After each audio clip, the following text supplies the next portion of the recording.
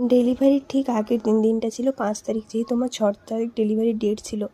তো 5 তারিখে সকালবেলা ঘুম থেকে উঠে যেমন রোজ ড্রাই ফ্রুটস খাই সেরকমই খেয়েছিলাম। তারপর ডিম সেদ্ধ, তার সাথে একটু মুড়ি মাখা করে মা দিয়েছিল।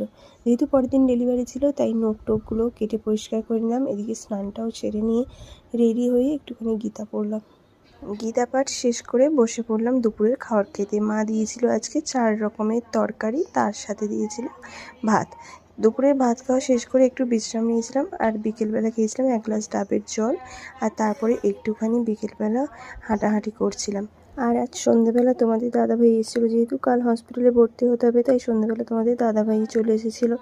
আর দেখো আমার মন ভালো করার জন্য আমাকে কতগুলো ক্যাডবেরি দিয়েছে। মানে এই কিটক্যাটটা খেতে আমি ভীষণ ভালোবাসি, তার জন্য এতগুলো কিটক্যাট দিয়েছে আমাকে মন থেকে মানে একটু সাহস জোগানোর জন্য।